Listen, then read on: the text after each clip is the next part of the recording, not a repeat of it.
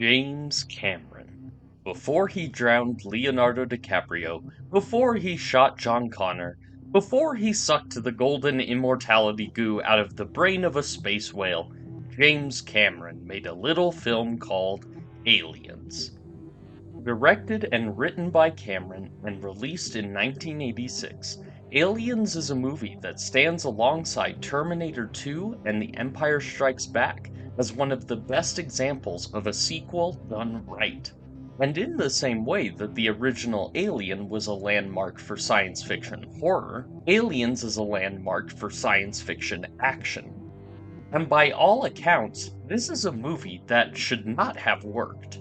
It was made 7 years after the original film, with a different director, different writer, and as a different genre entirely. And yet, none of those changes prevent Aliens from being just as good as the original Alien, and many would argue that it is even superior to the original film. But how does Aliens break the dreaded sequel curse and manage to be as good as it is? Well, here are my thoughts. That's it, man. Game over, man. It's game over.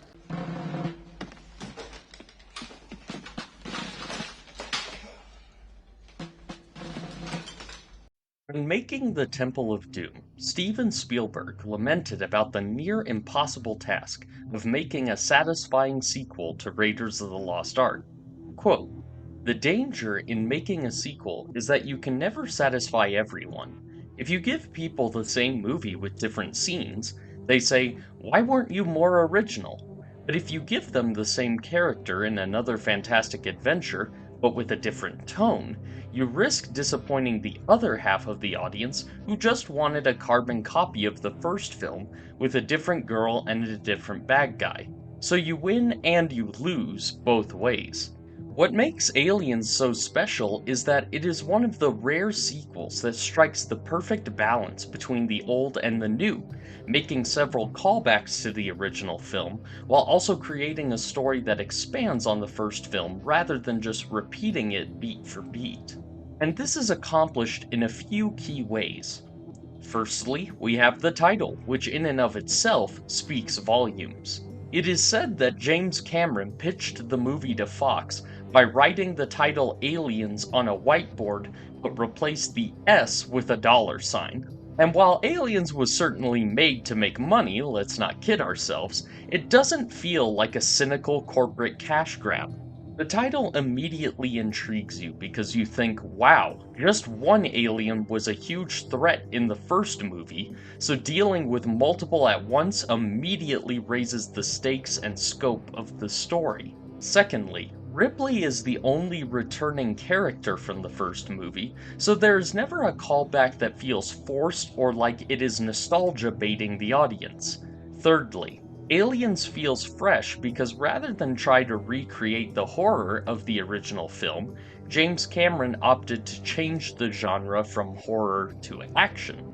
As such, the movie still retains a lot of the fear and suspense of the original film, while also changing up the formula enough to be engaging.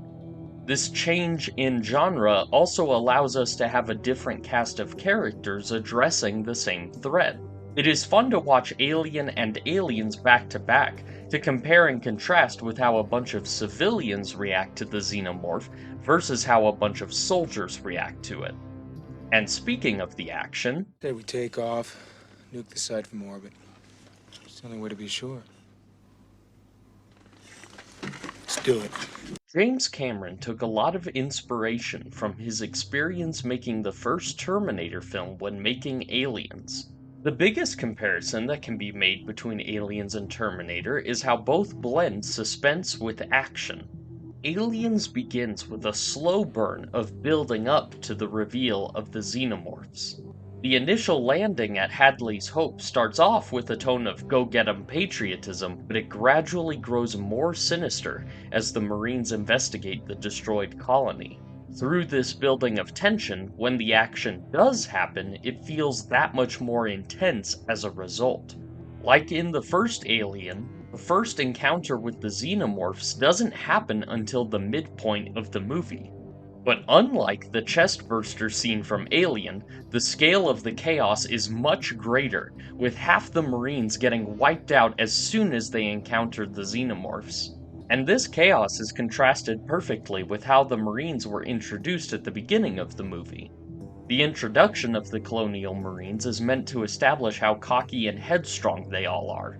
They are so self-assured in their abilities, to the point that none of them take Ripley's briefing on the xenomorphs seriously. This scene helps to get the audience on Ripley's side, and also sets up for the chaos that unfolds later. The movie is very similar to Predator in this way, showing a bunch of cocky, gung-ho soldiers who are suddenly terrified when they encounter something they didn't anticipate. Their fear, in turn, makes the audience afraid, because if these professional soldiers are scared to death of the xenomorphs, then it goes to show just how terrifying they really are. As for the action itself, I will say that I don't think it's the most creatively shot or executed, as it's mainly a bunch of people standing around shooting at the xenomorphs as they charge them. When compared to Cameron's later work in Terminator 2, the action in Aliens feels a bit more stilted. That being said, this doesn't diminish the intensity of the action, as it is very much carried by the sound effects and practical explosions. The sound of the pulse rifle is instantly recognizable, and nothing beats seeing a prop xenomorph get blown into pieces. But most importantly, the action manages to be engaging because of the audience's investment in the characters. And speaking of the characters, I can handle myself. Yeah, I noticed. one of the greatest strengths of Aliens is that it is a much more character-driven story than the original Alien. While the characters in Alien are good, outside of Ripley, none of the characters really have arcs to speak of. But in Aliens, not just Ripley, but the side characters who survive are all given an arc. Lieutenant Gorman is shown in the beginning to be a by-the-book soldier to the point that he freezes when faced with a situation he didn't account for. But by the end of the movie, he takes initiative to go after Vasquez, and the two of them sacrifice themselves together, despite having been at odds with one another for most of the film. Hudson starts off as the pessimist who believes everything is lost, but in the end, he goes down talking smack to the xenomorphs as he's mowing them down. Hicks starts off as just another one of the cocky Marines that doesn't respect Ripley, but over the course of the film, he takes charge as a leader and warms up to her. Likewise, Newt goes from being scared and distrustful of others to finally warming up to Ripley and seeing her as a motherly figure. Even Burke is given a satisfying conclusion as the slimy corporate traitor who is ultimately killed by the very creature he is trying to save for the company. Bishop's arc is one of the most compelling because it is an inverse of Ash's character from the first film. Where Ash was a human that was revealed to be an android, Bishop is an android who is revealed to possess a lot of human-like qualities. And where Ash is revealed to be entirely devoted to serving the interests of the company, Bishop consistently shows a sacrificial devotion to serving his friends. This also ties in with part of Ripley's arc, as she learns to trust Bishop in spite of her experience with Ash and overcome her prejudice towards androids. And of course, Ripley herself has the strongest and most nuanced arc of all the characters. Ripley begins the movie suffering from PTSD as a result of her experiences aboard the Nostromo, and her fear of the xenomorphs is evidenced throughout her encounters with them. But by the end of the movie, she manages to put her fear aside and stand up to the source of her trauma for the sake of protecting those she loves. As Richard Scheichel stated in his review of the film in Time magazine, Alien is about survival. Aliens is about fighting to ensure someone else's survival. And this fight to save others is demonstrated in the central theme of the movie.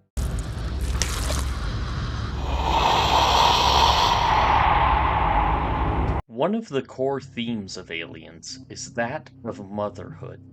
In the special edition of Aliens, at the beginning of the movie, we learned that Ripley had a daughter who she tragically outlived, due to being in cryosleep for 57 years.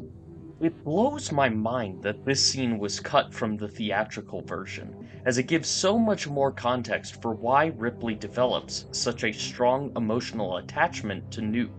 Because with this information, it makes it clear that Ripley's arc is about becoming a mother to Newt after losing her biological daughter, and Newt forms a bond with Ripley because of the loss of her biological mother. They both fill the void that the other is missing.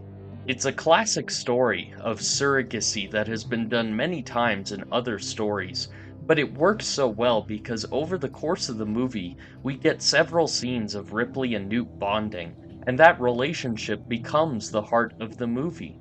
And if Ripley's arc is about becoming a mother again, then it stands to reason that the film's antagonist should represent a perversion of motherhood. The Alien Queen is the perfect villain for Ripley, not only because of its incredible design and screen presence, but because of what it represents. The Alien Queen is the embodiment of Ripley's fear of the xenomorphs and her fear of losing a second chance at being a mother. And the Alien Queen itself is also a mother. It just so happens that its children are killer aliens. And this twisted idea of motherhood is further emphasized by the fact that the xenomorph life cycle itself is a twisted version of impregnation and birth. And this conflict between Ripley and the Alien Queen culminates in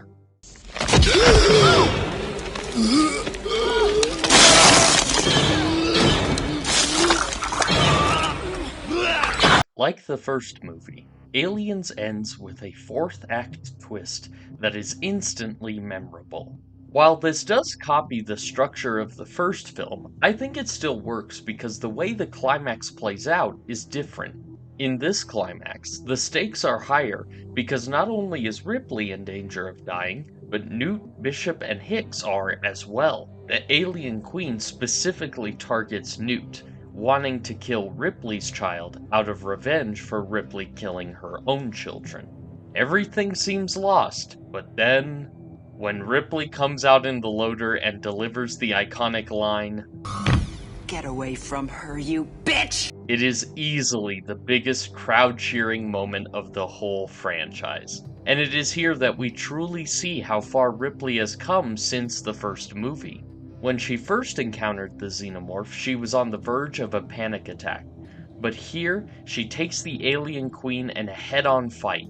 It is the ultimate payoff to her overcoming her trauma from the first film. This is also the best action scene in the movie, combining a whole host of practical effects all in the same shot. You'll also notice that the score disappears when this fight happens, so all of the emphasis is put on the sounds of the struggle.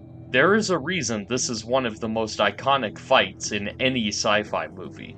It is creative, visually impressive, visceral, and emotionally cathartic. The fight then concludes with Ripley blowing the Alien Queen out the airlock, showing that she remembered what she learned in the last film and has grown as a character.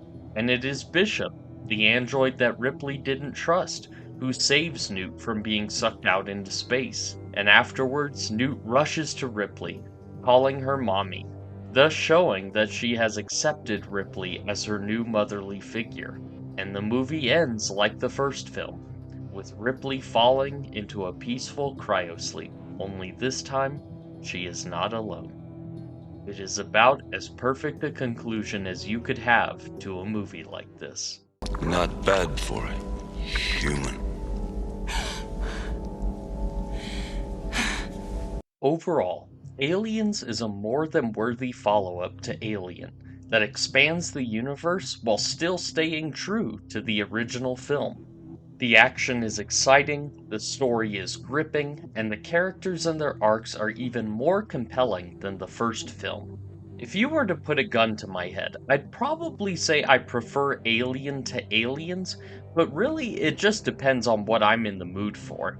I think they're both equally good films in their respective genres. So with that, I'm giving Aliens 5 out of 5 stars. And while Aliens broke the mold by being a sequel that lived up to the original, it was followed up by a film that reminded audiences of how sequels tend to normally go. So stick around for next time as I dive into the infamous Alien 3. I hope you all enjoyed this video. Be sure to like and subscribe if you enjoyed it, and comment down below your own thoughts on Aliens as well as the other films in the franchise. Thank you for watching, and I'll see you in the next video.